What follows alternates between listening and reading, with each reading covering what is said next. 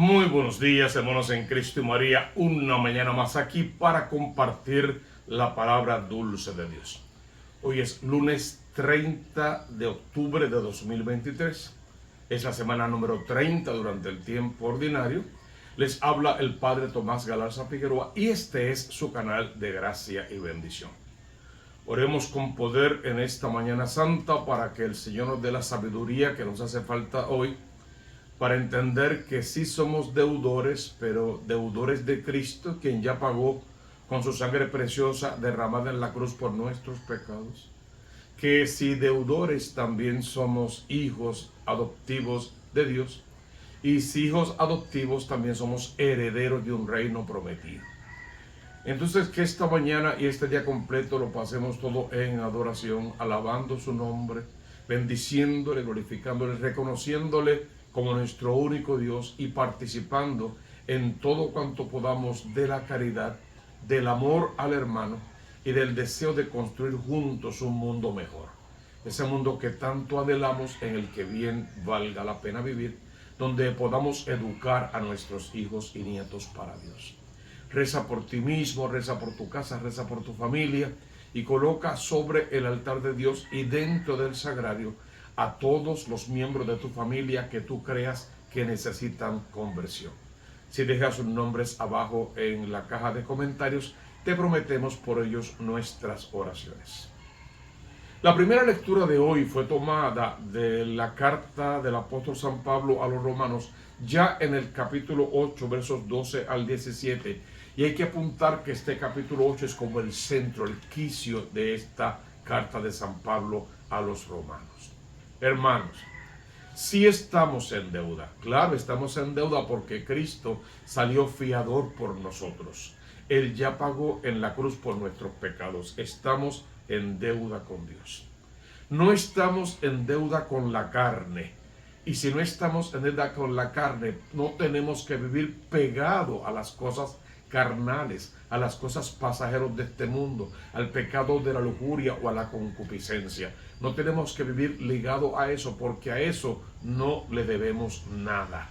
Le debemos todo al Cristo de la gloria, que una vez más derramó su sangre preciosa en la cruz por cada uno de nosotros. Sin méritos de nuestra parte, solo por puro amor de un Dios, decimos siempre, que nos amó primero, que nos ama más y que nos amará para siempre.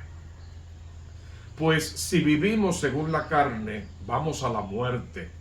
Pero si con el Espíritu damos muerte a las obras del cuerpo, entonces viviremos. Por lo tanto, tenemos que alimentar la fuerza del Espíritu en nuestro interior. Tenemos que menguar a las fuerzas de la carne y a las bajas pasiones, para que el Espíritu, que es el que viene en nuestro auxilio cuando queremos orar, cuando queremos hablar con Dios, cuando queremos obrar bien, el Espíritu Santo de Dios es el que viene a nuestro auxilio. Ese Espíritu es el que nos tiene que vivificar, santificar, unificar. No olviden que es el dínamo que hace que toda la iglesia esté en movimiento de santidad. Los que se dejan llevar por el Espíritu de Dios, esos son hijos de Dios.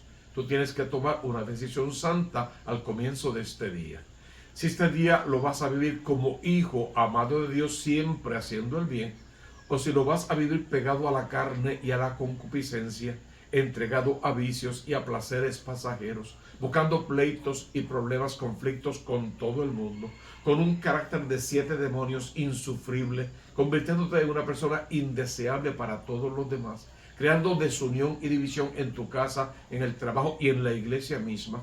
O si vas a aprender a vivir una vida en santidad, lo que significará sacrificio, gran esfuerzo, entrega total y generosa, sabiendo que el auxilio te viene del Señor y que la ayuda viene de ese Espíritu Santo de Dios prometido y que ya recibiste no solamente en el sacramento del bautismo, sino a lo largo de toda tu vida sacramental.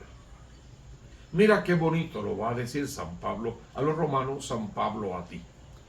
Has recibido no un espíritu de esclavitud para recaer en el temor, sino un espíritu de hijos adoptivos que te hace gritar Abba, o sea, papá, papito mío, papito lindo, papito cercano, un espíritu de hijo.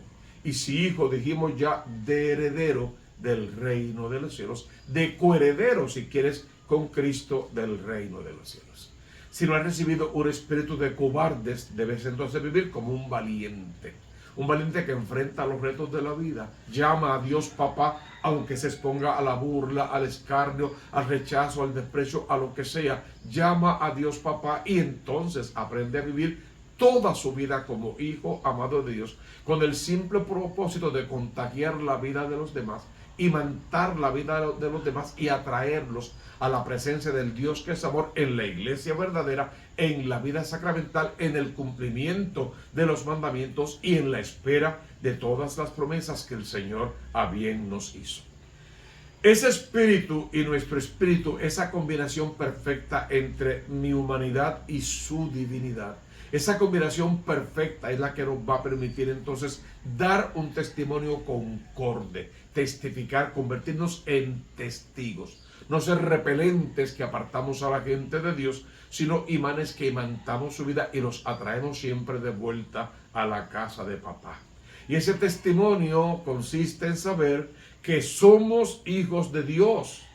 Y si somos hijos, también herederos, es lo que les viene diciendo. Herederos de Dios y coherederos con Cristo. Eso sí, si somos herederos y con Cristo coherederos, tenemos que sufrir con Cristo, tal vez como Él sufrió en este mundo. Pero encima vamos a heredar esa gloria eterna, esa gracia de vivir para siempre en la presencia del Señor y esa alegría de saber que podemos heredar su reino, participar de su gloria por la eternidad y con el coro de los ángeles, los santos querubines, serafines, principados, potestades y todo lo demás, darle gloria y honra al Rey por el resto de la eternidad. Ya que sufrimos con Él, para ser también con Él glorificados. Participaremos de su gloria. Qué hermosa lectura, es como el centro de ese capítulo, de esa carta. Lee por favor bien toda la carta, sobre todo el capítulo 8, hasta encontrarte y convertirte en parte integral de lo que es la misión de la iglesia verdadera. Cantaba el salmista en el Salmo 67. Nuestro Dios es un Dios que salva. Entonces, ¿a quién temeremos? ¿Por qué buscar otros dioses falsos? ¿Dónde encontrar la garantía de que un Dios tan poderoso como este está de nuestra parte y nos sigue amando a pesar de nuestro pecado? Y lo que pretende es que nos convirtamos, regresemos a la casa de papá para perdonarnos y hacernos herederos de la herencia espiritual, sobre todo a la que tenemos derecho. Fíjate en este evangelio que está tomado según San Lucas en el capítulo 13, versos 10 al 17.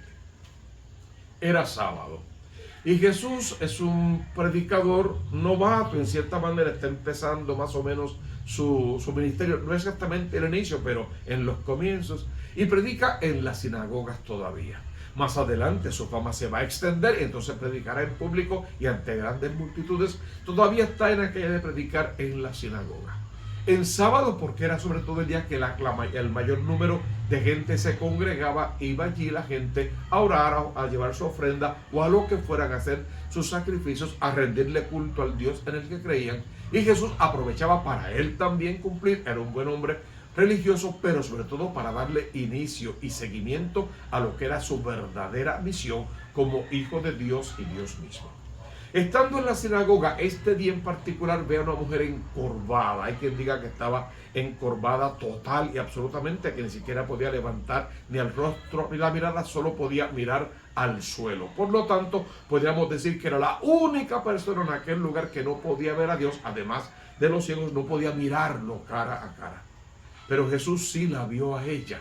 Y es un punto que no puedes perder de vista. En el peor momento de tu vida, cuando sientes que no ves a Dios, que no escuchas a Dios, que no sientes a Dios, que no está por ninguna parte, Él te lleva en su corazón.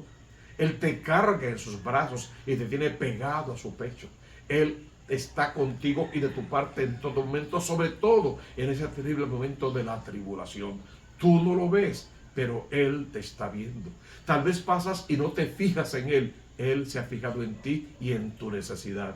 Y fíjate que en este caso particular, sin que medie nadie, sin que ella pida nada, Él toma esa gran iniciativa que solo le corresponde a Dios.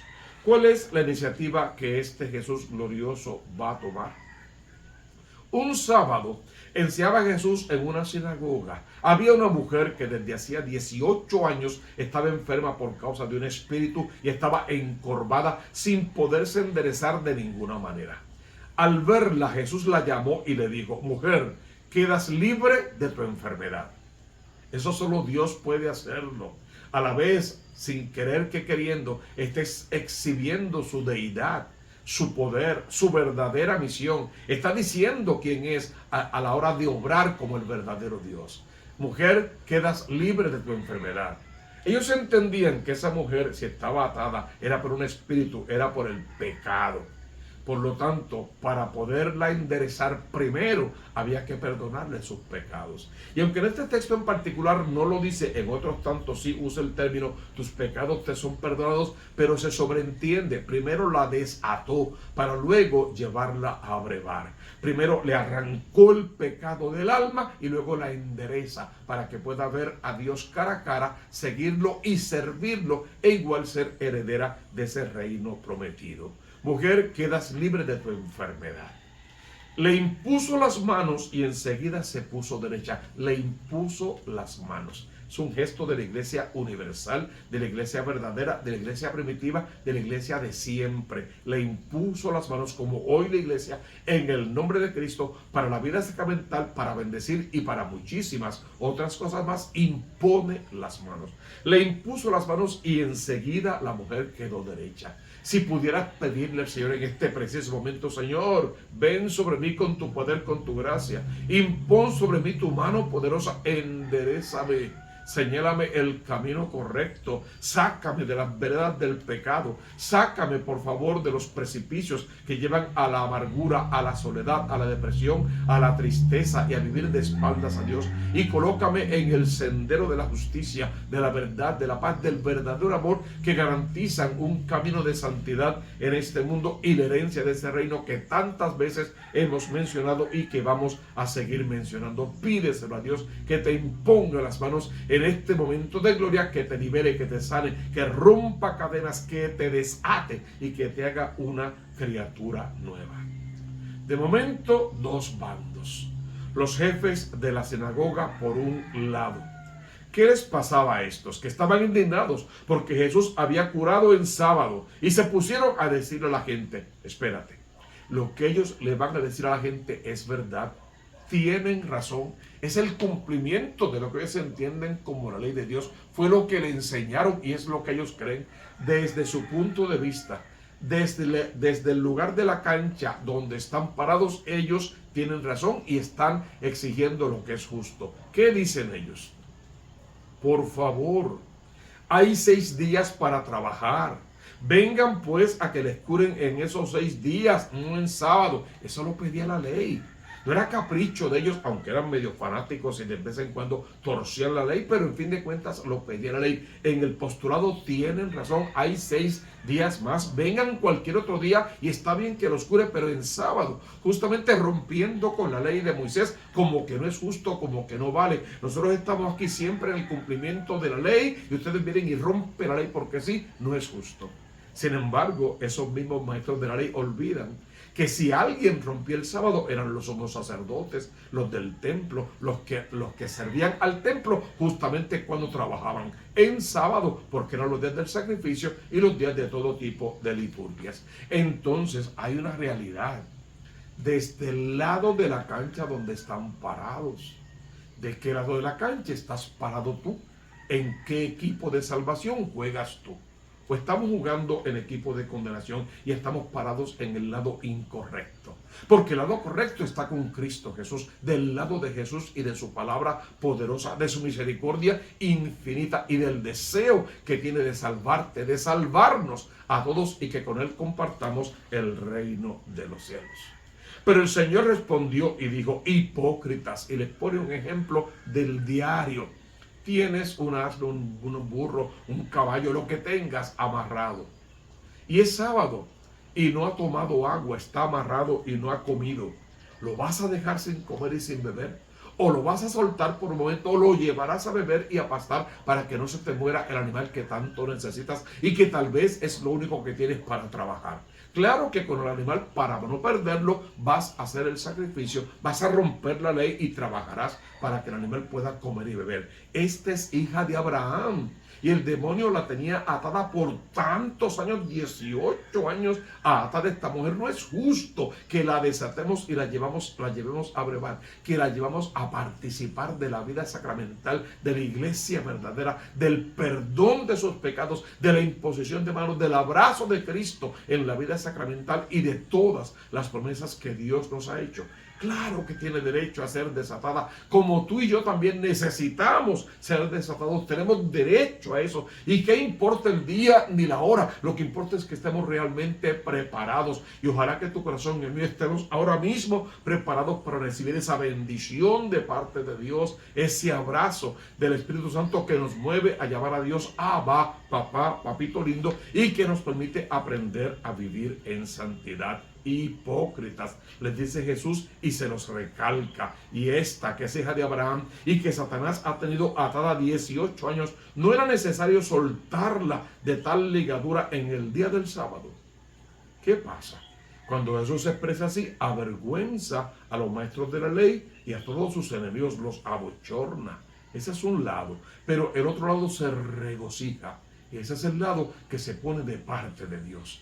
Vamos a ponernos del lado correcto, de parte del Cristo de la gloria. Vamos a atesorar la palabra de Dios y vamos a llamar a Dios Papá, Abba, y a invocar a ese Espíritu Santo que descienda con todo su poder sobre cada uno de nosotros y nos muestre el rostro glorioso de Jesús y el camino perfecto de la santidad. Ora con poder, pide a Dios cuanto necesitas y luego vive a la altura de lo que estás pidiendo, porque tú conoces la consigna: busca primero el reino de Dios con su justicia y todo lo demás vendrá por añadidura. Suscríbete a este canal, Tomás Galarza Figueroa, toca la campanita, dale like, busca los comentarios abajo, te dejo alguna información importante, déjame tus sugerencias, tus comentarios, pero sobre todo tus intenciones para la misa, y hoy dime por quién quieres que oremos de toda tu familia.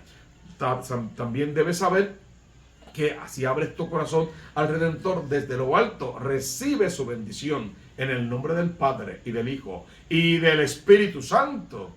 Amén, amén y amén.